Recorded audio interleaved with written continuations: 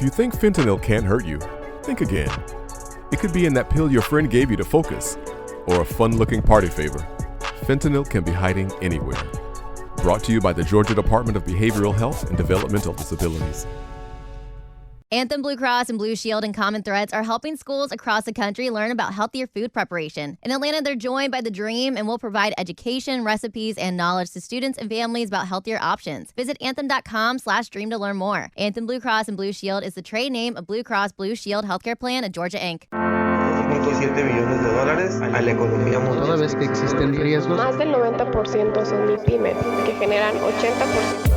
Dame 20 minutos de tu tiempo y yo a cambio te daré información sobre los temas más relevantes en materia de comercio exterior, fiscal y aduanas con un toque humano. Y hagamos un trueque, un podcast de TLC Magazine México. Hola, ¿qué tal? Muy buenas tardes. Bienvenidos a una edición más de Hagamos un Trueque. Bueno, pues el día de hoy nos acompaña el doctor Francisco Ruiz. Me da mucho gusto verte por acá, Francisco. Bienvenido. Buenas tardes, Vista. Muy bien, pues el día de hoy, bueno, si me permites, Isaí, presentar la semblanza del doctor Francisco. Bueno, el doctor Francisco Jesús Ruiz Hernández es doctor en Derecho Electoral y es maestro en Comunicación Estratégica para Gobiernos e Instituciones. Posee diversas especializaciones en Administración Pública, Planeación Estratégica Binacional, Política Migratoria y Cultural. Es autor del curso en línea sobre comunicación política efectiva para la Universidad Nacional Autónoma de México. Además, ha dictado conferencias y ponencias para el Congreso Nacional. Es autor del libro Tijuana, Patria, Revolución e Identidad. Es el asociado activo del Instituto Nacional de Administración Pública en Baja California. Forma parte de la Red Nacional de Consultores CECAP, de la Asociación Mexicana de Estudios Internacionales y de la Sociedad de Historia de Tijuana, al cual pues le damos la bienvenida y hoy nos trae un gran tema sobre cómo impacta la política en el comercio internacional. Bienvenido, Francisco. Doctora, muchas gracias. Buenas tardes. Muchas gracias por la invitación. Aquí nada más estoy buscando compartir la pantalla. Muy bien, bueno, pues es la primera vez de muchas que nos visitas por aquí y bueno, te comento, normalmente la mecánica es, vamos a la conferencia, son de 45 a 50 minutos y después damos un espacio para preguntas y respuestas. Todos los que están aquí presentes, bueno, pues también pueden poner sus dudas en el chat para que no se nos pierdan. Y bueno, pues qué bueno, aquí ya nos están poniendo que hay muchas expectativas sobre la conferencia. Así es que bienvenido, Francisco. A ver, ¿sí me escucho ahí? Sí, perfectamente. Perfectamente. Bueno, muchas gracias, doctora. Muchas gracias por la oportunidad, por la confianza. Ya me preocupaba un poco que no estaba compartiendo la pantalla, pero ya estamos con el gusto de finalmente coincidir. Insisto, agradecido por la confianza. Muy agradecido también con la licenciada Daniela Martínez, quien me hace el favor de enviarme esta invitación a través del conducto de la doctora Chan. Doctora, muchas gracias por todas las atenciones y por toda la gentileza de poder estar compartiendo aquí con el amable auditorio. Por supuesto, agradecer también a todo el equipo de TLC Asociados. Y bueno, vamos a platicar de algo que a mí me apasiona y que pues la mayor parte, por lo menos de los mexicanos, tenemos una mala apreciación de una palabra pues bastante demeritada. Ese es el calificativo que estoy buscando y es la palabra política, ¿no? Para efecto de esta charla, más que conferencia, me gustaría considerarlo una charla, me permití dividirlo en 3 etapas o en 3 fases. Número 1, hablar acerca de propiamente qué es la política y por qué hablo de esta mal uso o mal entendimiento que se le da a la palabra política. En un segundo término, la política exterior mexicana desde la perspectiva comercial. Y por último, compartir con ustedes una serie de reflexiones finales. Aquí, creo que ahí está. Bueno, les decía, desafortunadamente, en este aspecto soy muy idealista. No sé si desafortunado o afortunadamente, pero soy muy idealista y considero que pues somos injustos al momento de referirnos a la política. La política como, digamos, una institución o la política desde la perspectiva teórica está intocada. La política es perfecta como tal. Lo que tenemos son malos políticos y malas decisiones políticas. Sin embargo, aunque pareciera para muchos de nosotros algo ajeno, e incluso habrá quien se pregunte qué tiene que ver la política con el comercio exterior, bueno, es uno de los objetivos precisamente de esta charla, ¿no? Pero no estamos ajenos, estamos inmersos y la verdad es que la política siempre la voy a defender, insisto, es mi gran pasión y bueno, vamos a dar continuidad por acá, ¿no? Me permití extraer ni siquiera es el párrafo, es parte de un libro que publica el exgobernador de Baja California, Xicotenca Leiva Mortera. El libro se llama El hombre, libertad y poesía y lo publica en 2018. Y el libro, como el nombre lo indica, habla del ser humano, de la belleza de la libertad y, por supuesto, la estética de la poesía. Sin embargo, cuando fui adentrándome en el texto, me encuentro con esta frase que quiero compartirles, porque en ella el también expresidente municipal de Tijuana señala algo fundamental, algo que considero de vital importancia para poder comprender lo que vamos a seguir platicando, ¿no? Cómo el ser humano pasa de la individualidad a la colectividad. Nosotros nos encontramos desde nuestro nacimiento, no vamos a nacer, no vamos a venir a este mundo como lo planteaba en su momento el filósofo griego Platón, que decía que nosotros llegábamos ya con todo el conocimiento, sino todo lo contrario. Nosotros venimos al mundo y a través de los sentidos vamos adquiriendo experiencia, vamos adquiriendo conocimiento y cuando nosotros nacemos no conocemos las normas de convivencia que nos van a ir mostrando con el paso del tiempo nuestros padres y nuestros semejantes.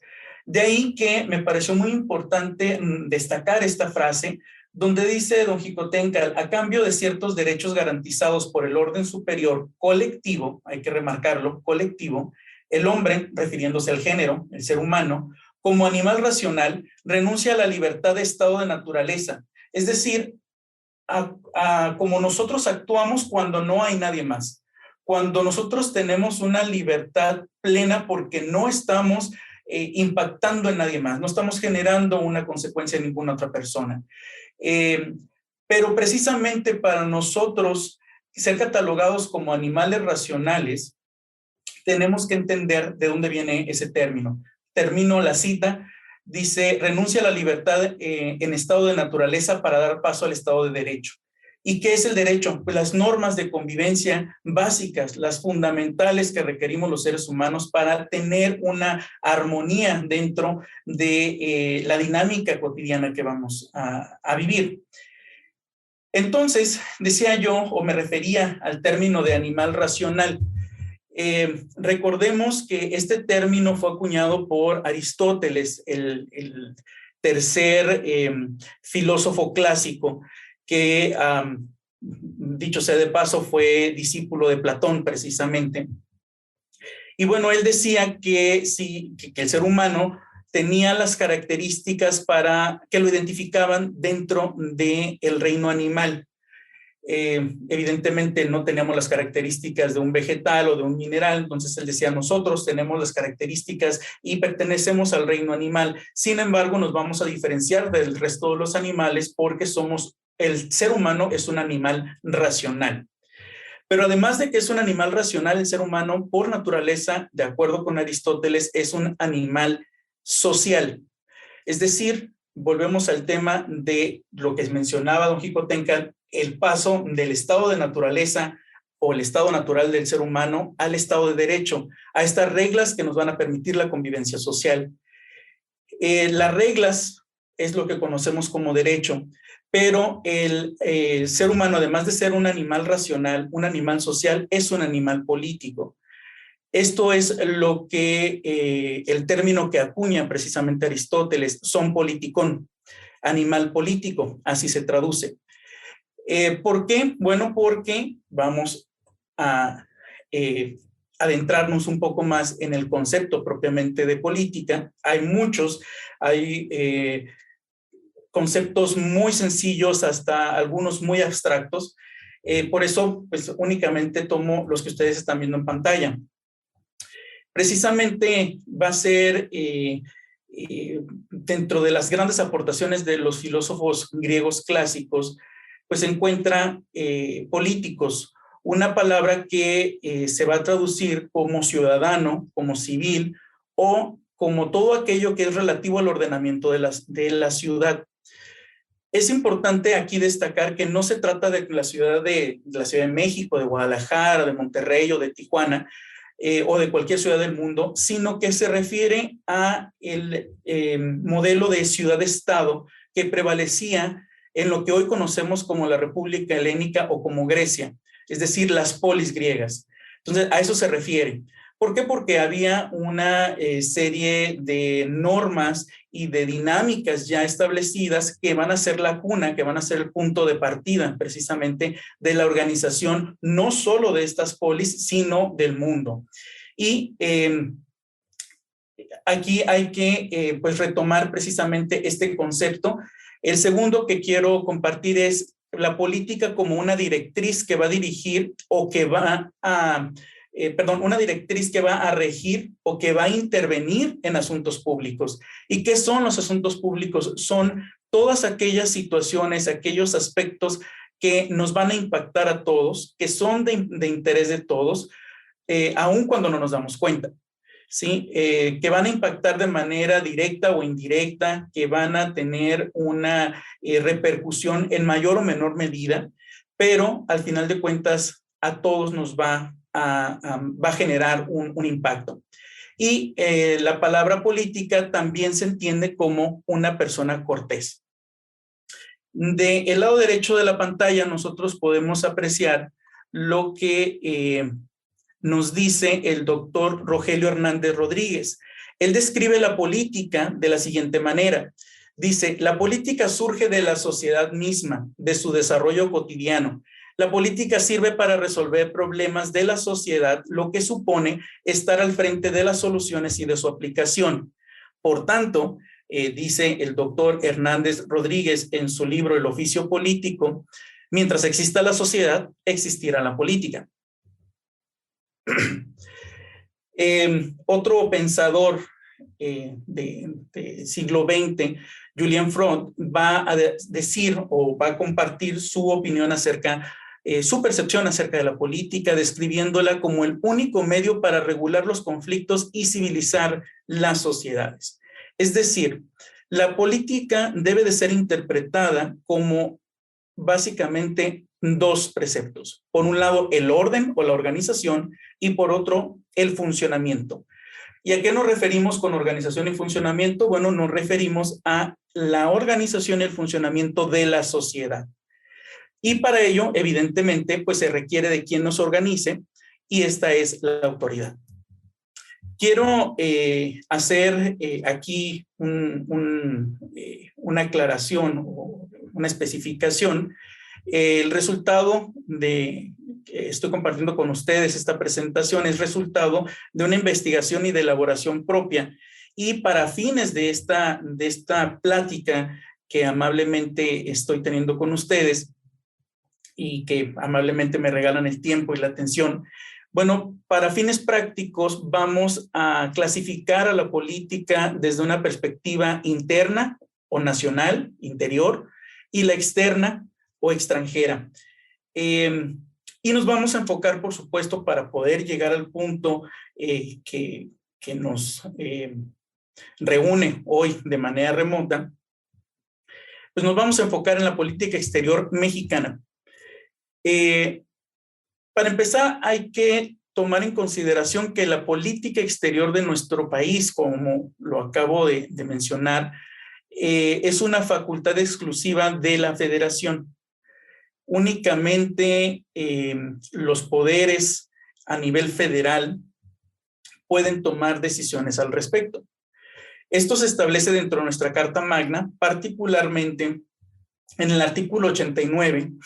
Dan Mancini from Mama Mancini's.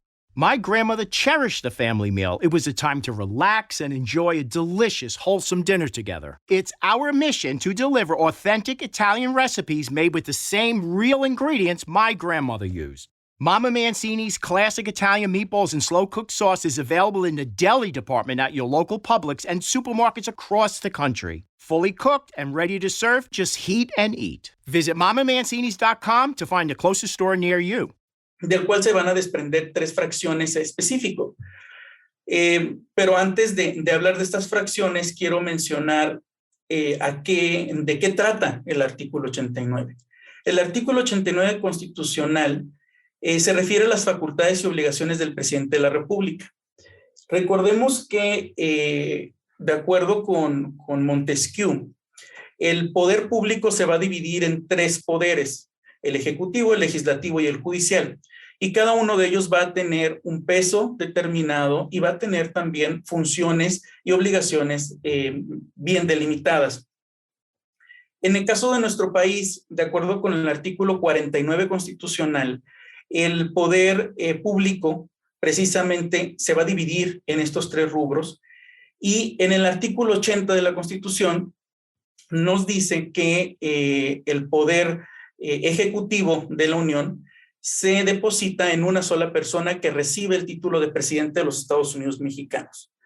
En los artículos subsecuentes, pues encontramos todo lo relacionado al poder ejecutivo, y en el artículo 89 precisamente habla de esas facultades.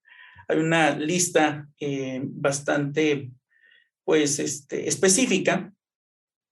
Sin embargo, nos vamos a referir en este caso a la fracción 10. ¿Y por qué la fracción 10? Bueno, porque en la fracción 10 del artículo 89 nos dice que es facultad del presidente de la República dirigir la política exterior del país y celebrar los tratados internacionales. En el caso de la política exterior del país, dentro de esa misma fracción se va a establecer cuáles son las características que deben de regir. Es decir, le dicen al presidente: sí puedes tú dirigir y puedes establecer tus propios, tu propia ruta, tu propio programa de trabajo, pero debes de cumplir con estos requisitos básicos. De ahí que lo voy a enlazar directamente con el artículo 76, fracción 1, perdón, aquí omitía en 2 fracciones, la fracción 3 de este mismo artículo, que se refiere a la facultad del presidente para nombrar a los empleados superiores de Hacienda, desde el secretario de Hacienda hasta el jefe del Servicio de Administración Tributaria y, por supuesto, a el titular de la Agencia Nacional de Aduanas de México. Y por otro lado, en la fracción 13 de este mismo artículo constitucional, pues vamos a encontrar que se establece la facultad del presidente para establecer puertos y aduanas alrededor del territorio nacional. Sabemos que la última que fue designada fue la que se encuentra en el Aeropuerto Internacional Felipe Ángeles, es la aduana número 50, y ahora sí, como les mencionaba, bueno, hay una relación estrecha con el artículo 76, fracción 1.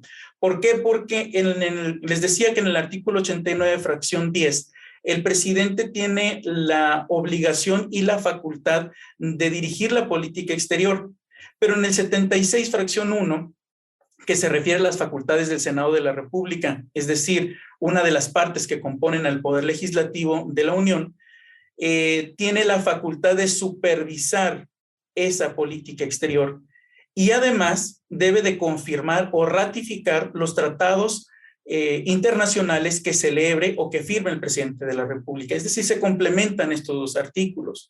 Y si nos vamos al artículo 131 constitucional, vamos a encontrar que ahí establece, deja muy en claro que es facultad privativa de la Federación gravar las mercancías que se encuentren sujetas al comercio exterior.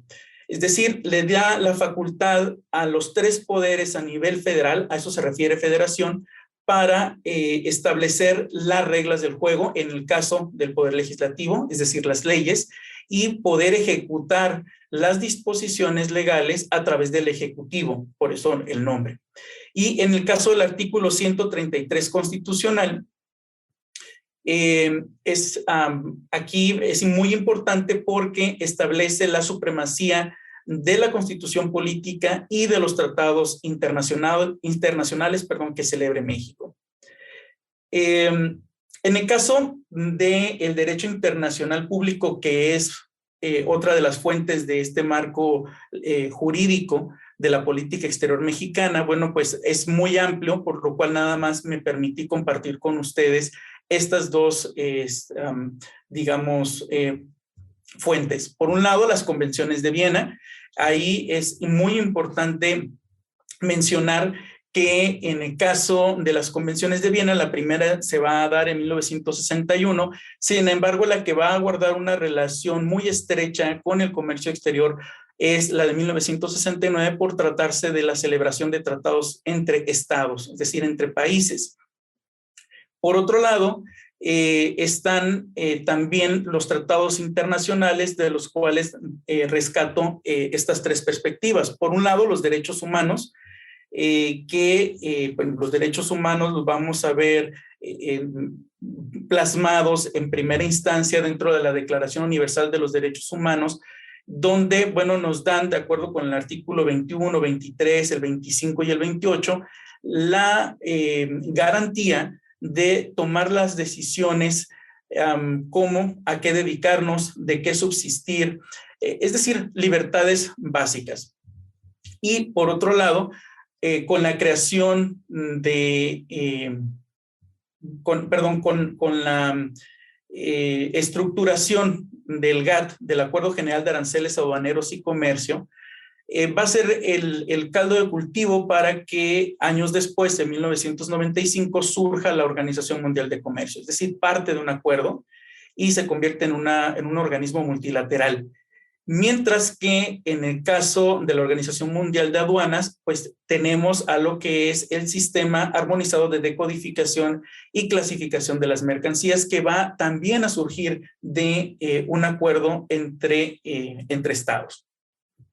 Algo que se me había pasado, por ejemplo, comentarles en cuanto a la división o clasificación de la política en interna y externa, es que curiosamente cuando nuestro país logra obtener su soberanía y opta en 1824 por un gobierno republicano, decide crear el ministerio, hoy conocidos como secretarías, de Relaciones Exteriores e Interiores.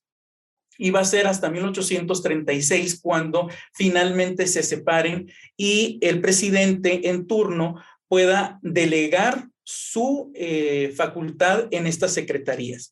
¿Y cómo lo va a hacer? ¿Cómo va a delegar este poder exclusivo que tiene el presidente? Insisto, el artículo 80 dice que el poder ejecutivo reside en una persona, sin embargo, se va a auxiliar.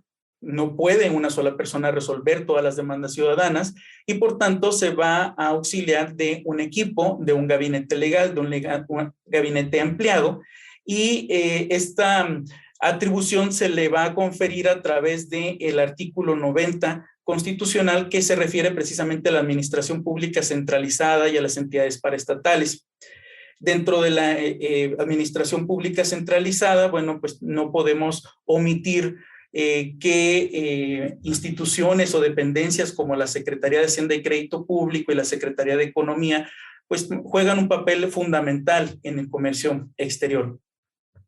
Y por otra parte, también tenemos que considerar que, me regreso un momento, les hablaba hace rato del artículo 133 constitucional y les decía que ahí se establece que la Constitución, los tratados internacionales y las leyes que de ambos emanen son la Ley Suprema de la Unión.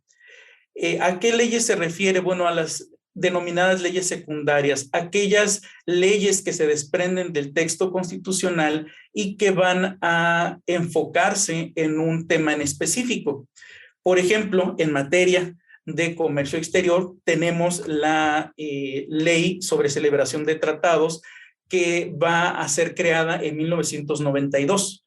Previo a ello, nosotros no teníamos una ley como tal, sino que nos regíamos precisamente por la Convención de Viena de 1969. Pero en el 92 finalmente ya nosotros vamos a tener una ley que pues tenga una aplicación meramente nacional, ¿no?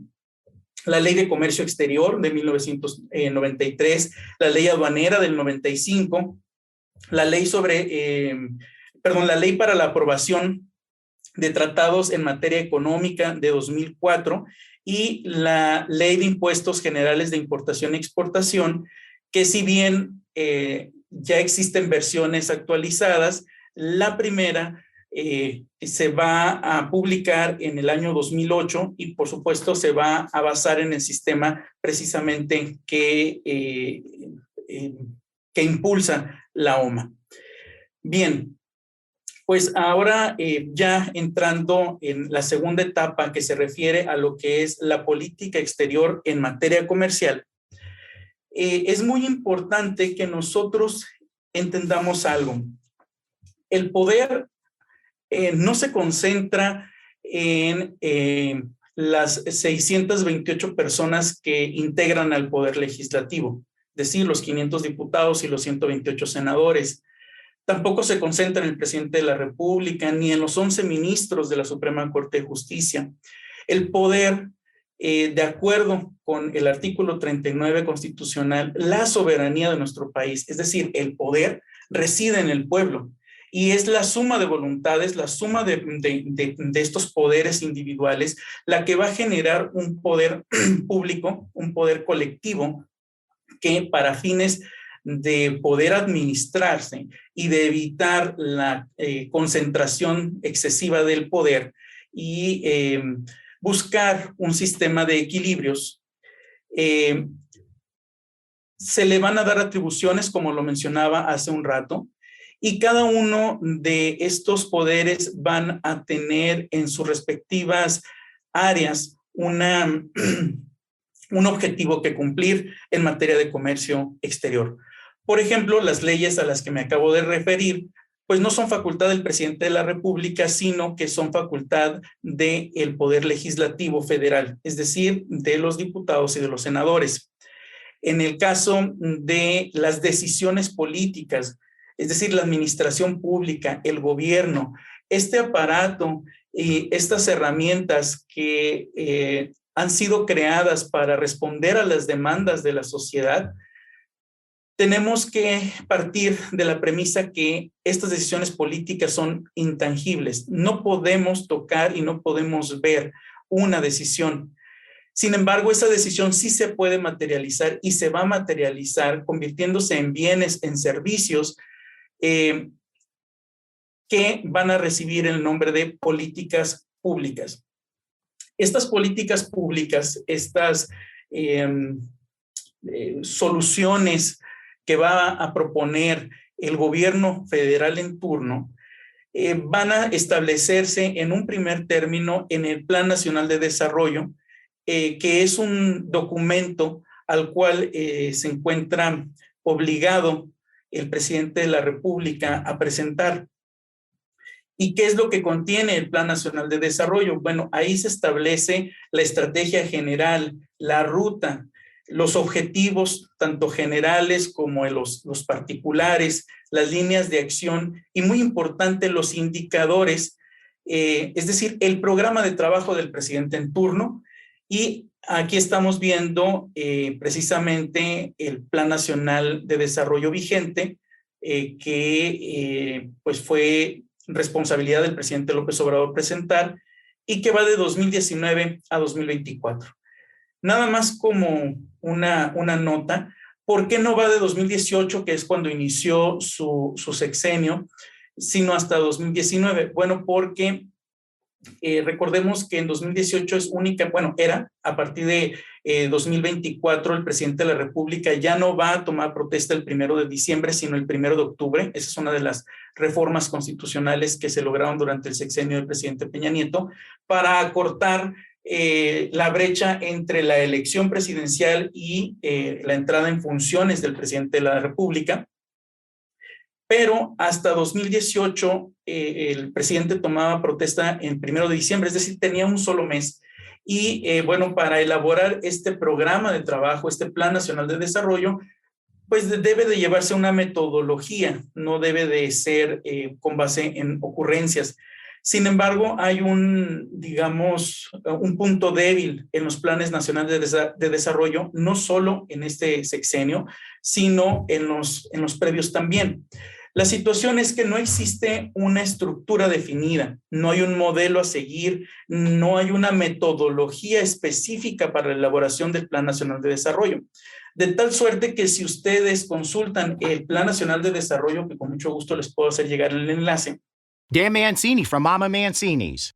My grandmother cherished the family meal. It was a time to relax and enjoy a delicious, wholesome dinner together. It's our mission to deliver authentic Italian recipes made with the same real ingredients my grandmother used. Mama Mancini's classic Italian meatballs and slow-cooked sauce is available in the deli department at your local Publix and supermarkets across the country. Fully cooked and ready to serve, just heat and eat. Visit MamaMancini's.com to find the closest store near you. With the Lucky Land Slots, you can get lucky just about anywhere.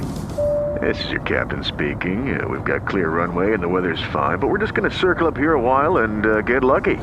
No, nothing like that. It's just these cash prizes add up quick. So I suggest you sit back, keep your tray table upright, and start getting lucky. Play for free at LuckyLandSlots.com. Are you feeling lucky? No purchase necessary. Void where prohibited by law. 18 plus terms and conditions apply. See website for details. Del presidente actual, pues vamos a la primera impresión que vamos a tener del Plan Nacional de Desarrollo, es prácticamente un poema que habla del nacionalismo. Y de ahí se van enlistando sus objetivos. Sin embargo, en el caso de los indicadores son muy ambiguos. Me he dado el tiempo de revisar otros planes nacionales de desarrollo, los previos, y han existido casos en los cuales se han elaborado con un rigor metodológico que permite tener muy en claro cuál es el objetivo, cuáles son las acciones a emprender y cómo se van a medir. De ahí la importancia de lo que son los indicadores. ¿Por qué? Porque estas decisiones políticas que se van a materializar en políticas públicas, nosotros las vamos a poder evaluar a través de los informes de gobierno. Antes, el 1 de septiembre de cada año era conocido como el Día del Presidente, porque, bueno, en lugar de rendir cuentas, pues se le rendía homenaje al presidente en turno.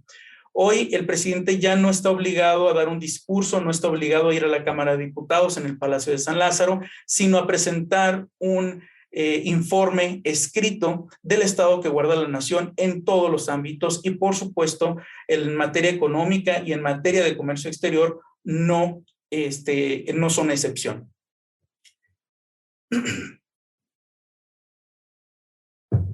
Bien.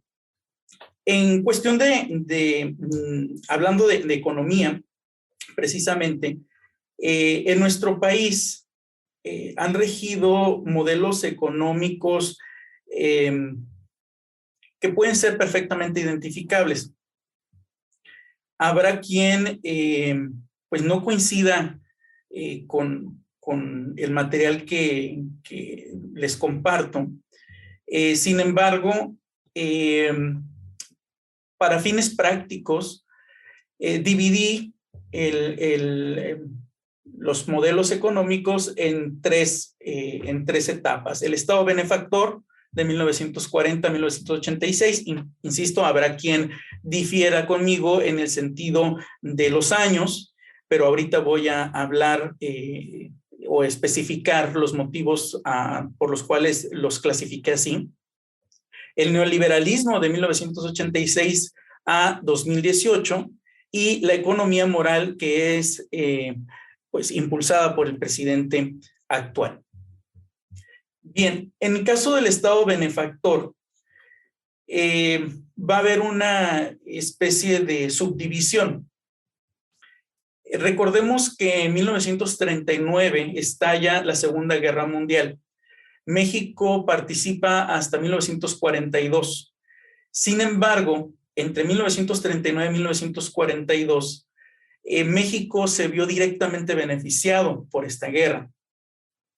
De tal suerte que el presidente en turno, Manuel Ávila Camacho, de 1940 a 1946, no debía perder de vista la Segunda Guerra Mundial, pero sobre todo decidió aprovechar al máximo e implementó el modelo de sustitución de importaciones con la modalidad de crecimiento hacia afuera.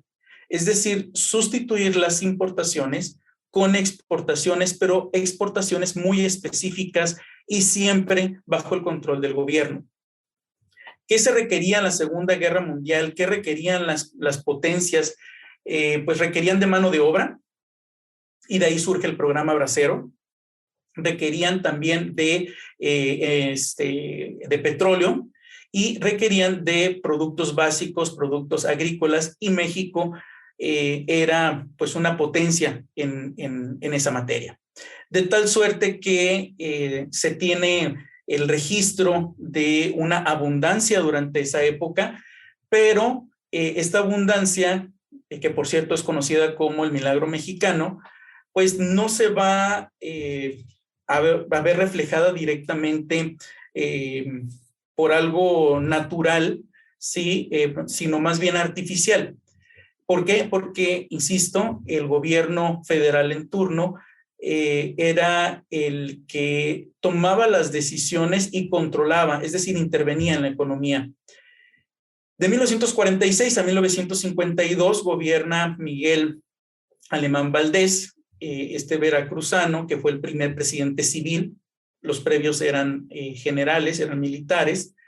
Él va a continuar con el modelo de sustitución de importaciones, pero la modalidad va a ser crecimiento hacia adentro. Es decir, restringir las importaciones al mínimo y consumir la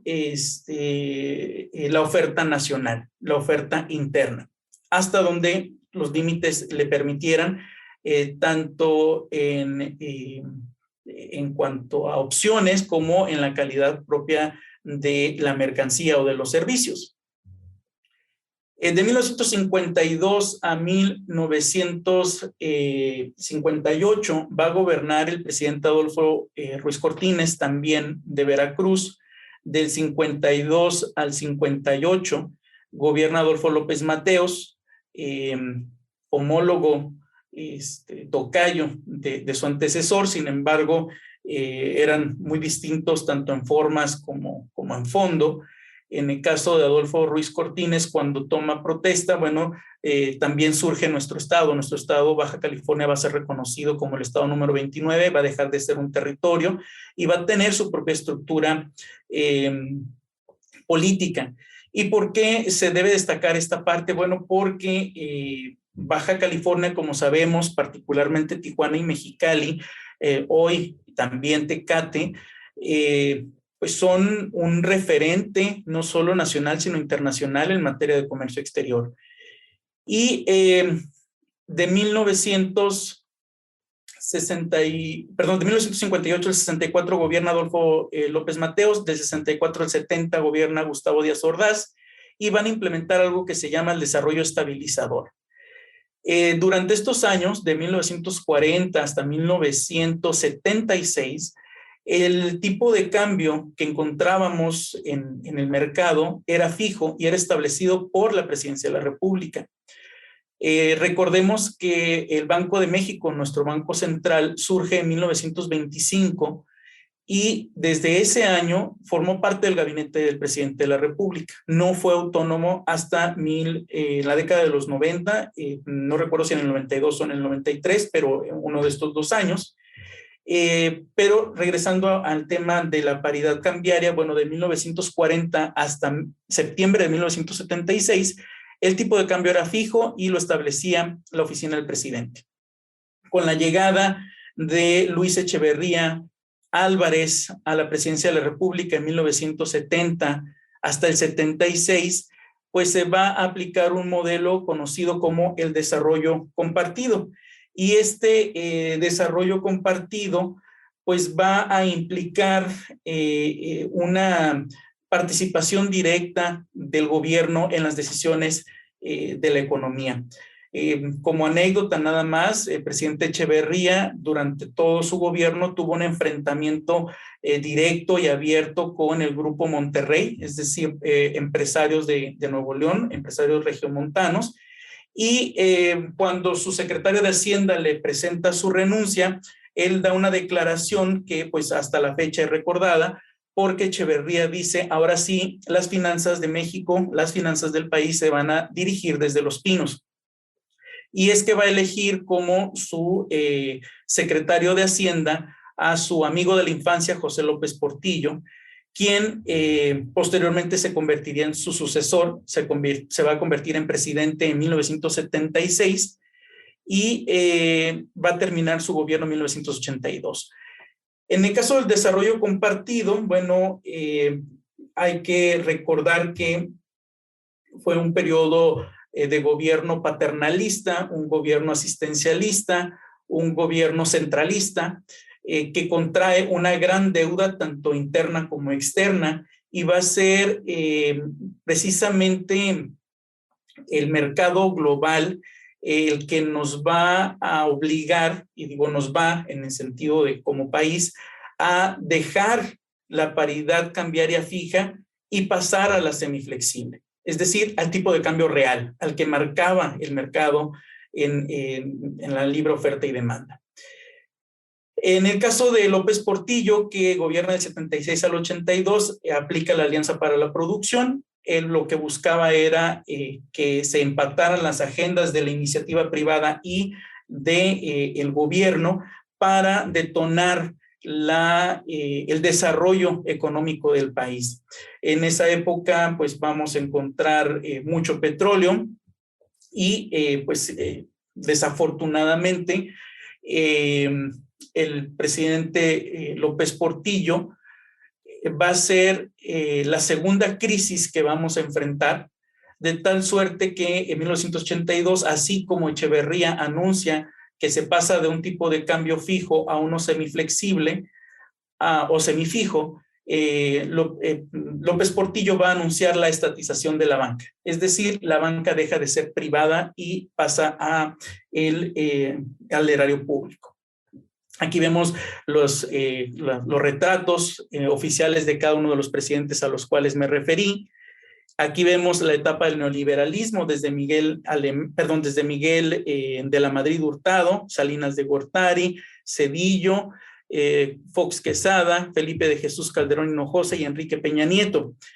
¿Qué vamos a encontrar en el neoliberalismo? Bueno, el neoliberalismo es conceptualizado, como lo podemos apreciar en la primera viñeta, como una actualización del liberalismo. Este modelo que se aplicó después de la Primera Guerra Mundial a finales de la década de 1910, principios de 1920, y que va a tener el gran detonante en 1929 con el crack, con la Gran Depresión del 29, que va a tener como consecuencia el Bretton Woods. Y bueno, este modelo, el modelo del liberalismo, limitaba la intervención, pero de una manera absoluta. El neoliberalismo va a retomar este modelo, sin embargo, esta doctrina, sin embargo, va a aplicarle mejoras, va a aplicar ciertas limitantes. ¿Qué más va a ocurrir con el neoliberalismo? Apertura comercial, la reprivatización de la banca, privatización de las empresas de gobierno que no sabíamos operar o no podíamos operar, disminución de los índices de inflación y devaluación, se van a dar los tratados de libre comercio, se impulsa el regionalismo, el multilateralismo va a tomar un segundo aire y, por supuesto, en los 90, pues son años de la globalización. Aquí vemos una muy apretada síntesis de la evolución de los tratados comerciales. Recordemos que México tiene más de 1,000 tratados internacionales, sin embargo son en otras materias, y aquí estamos observando únicamente los tratados de libre comercio. Como resultado del espíritu de Houston, esta reunión que se va a dar en Texas entre Carlos Salinas de Gortari y George Bush, pues se va a negociar, se va a firmar, negociar, ratificar y después entrará en vigencia el primer tratado de libre comercio, que es el de América del Norte, el 1 de enero de 1994, y que, como recordaremos, gracias a la inquieta actitud del expresidente Donald Trump, pues nos vemos obligados a no solo renegociar, sino crear un nuevo tratado, que es el Tratado de Libre Comercio México, Estados Unidos y Canadá, y que va a ser firmado el 30 de noviembre de 2018, el último día de gobierno del presidente Peña Nieto. Después está, bueno, a la par, porque entran en vigor el mismo día, el Tratado de Libre Comercio de México con Costa Rica, el G3, que era integrado por Colombia, México y Venezuela, y que Hugo Chávez va a decidir denunciar este tratado, por lo cual, pues, desde el 95 se mantiene un acuerdo ahora ya bilateral entre México y Colombia, México y Chile en el 99, con la Unión Europea en el 2000 y las renegociaciones del 2020. Por supuesto, no se puede dejar de lado el Brexit.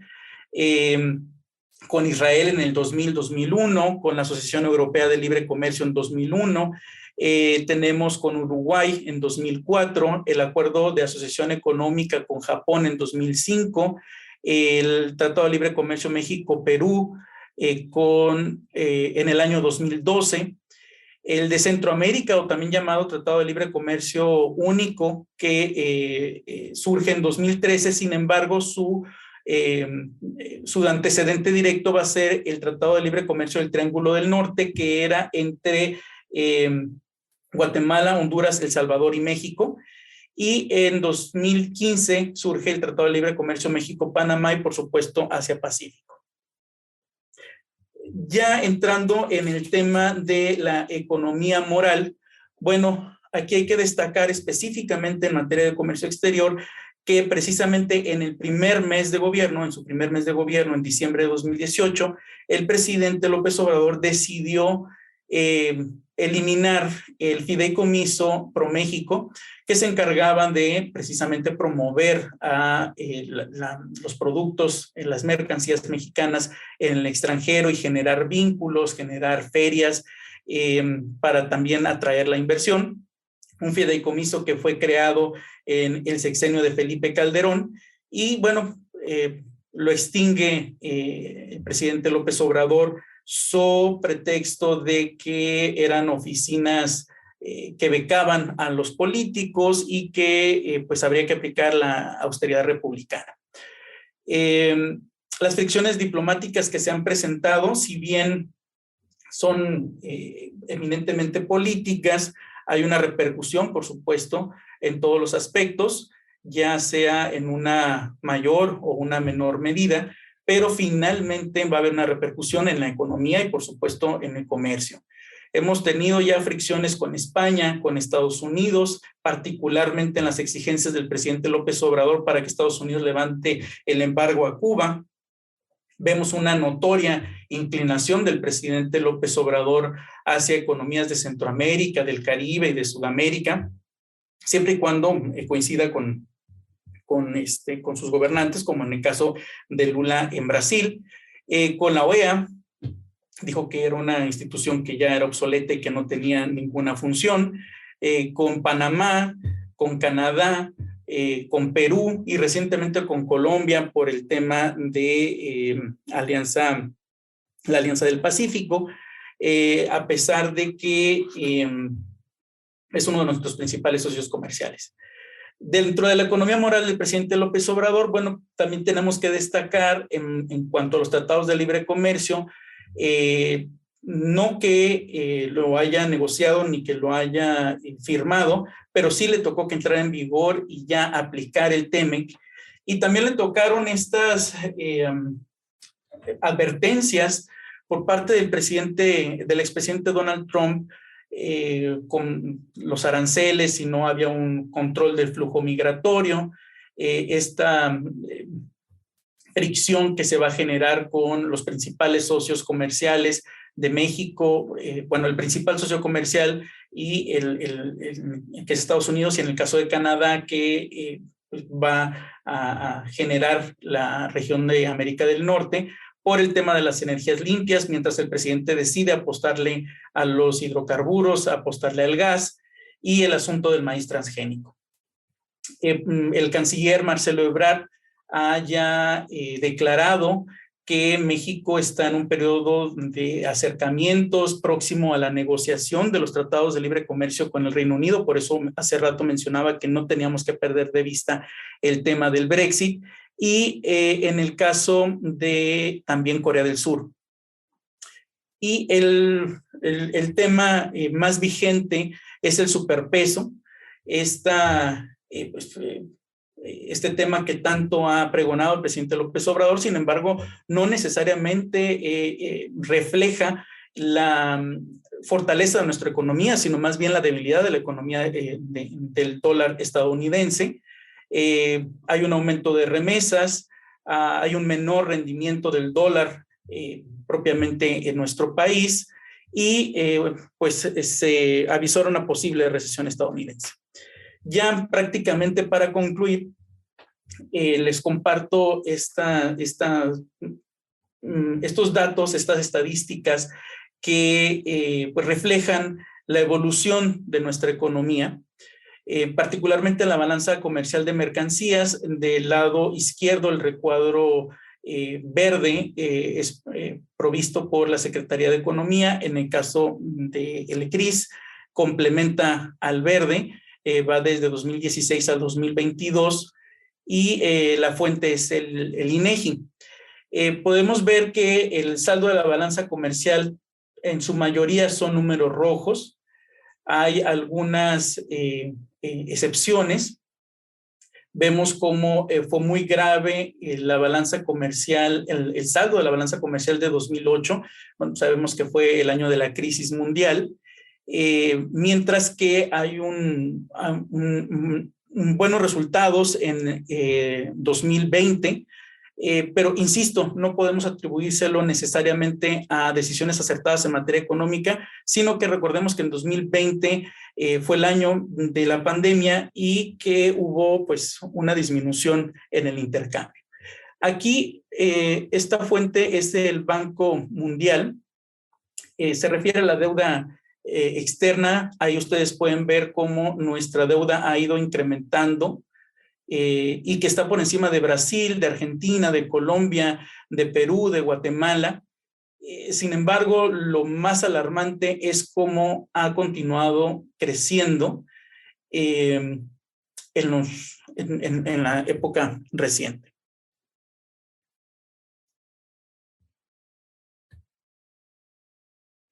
Y por último, este concentrado de los 4 últimos sexenios en cuanto a la inversión extranjera directa. Vicente Fox recibe ya un gobierno que había consolidado el neoliberalismo, que había consolidado ya la globalización y este intercambio comercial fluido y permanente. Vemos cómo sus números pues son al inicio, hereda, la verdad, una situación financiera bastante positiva. La inversión extranjera directa que se atrae en 2001 es la superior, es la más alta que se va a registrar durante ese sexenio.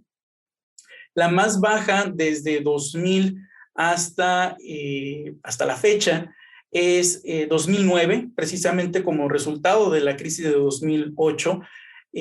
Pues se registran ahí no números negativos, sin embargo sí números pues bastante muy poco alentadores. La máxima inversión extranjera directa que se ha registrado de acuerdo con fuentes oficiales es 2013, el primer año de gobierno del presidente Enrique Peña Nieto, quien prácticamente va a mantener sus números a partir de 2014 hasta 2018, y vemos cómo se va también prácticamente mantener de 2019 a 2022, que es cuando tenemos, hasta ese año tenemos los totales, disminuyendo obviamente en 2020 por el tema de la pandemia. Para finalizar, quiero compartir con ustedes una serie de reflexiones finales. Como pudimos observar en esta muy apretada síntesis, que espero haya sido de utilidad y que le permita cumplir con el objetivo, que es precisamente identificar cómo existe una relación directa, tal vez no tan estrecha, pero sí directa, entre la participación ciudadana en la política y las decisiones políticas que toman nuestros gobernantes y que pueden impactar, no solo pueden, sino que impactan directamente en nuestro bolsillo y en nuestra calidad de vida. La política comercial, como vimos en los preceptos constitucionales, en las facultades presidenciales, depende de la voluntad presidencial, y esto no es exclusivo del presidente López Obrador, sino que así fue establecido en la Constitución. Sin embargo, así como los seres humanos, también las leyes son perfectibles. Y por último, y esto a manera de recomendación, me parece que en México, principalmente los legisladores, tienen una gran deuda en materia de comercio exterior. Pues considero que debemos de buscar un mecanismo que garantice la independencia del mercado y que también garantice la no intervención de la voluntad de una persona o un reducido grupo de personas, porque la economía, en el caso de nuestro país, ha ido en un ascenso muy notorio, y esto ha impactado de manera directa en la calidad de vida de los ciudadanos. Por tanto, si la ruta que se estaba llevando daba buenos resultados, honestamente no entiendo por qué hacer un cambio tan abrupto, dar un golpe de timón tan abrupto y regresar a algunas situaciones arcaicas, como pueden ser los precios de garantía, por ejemplo.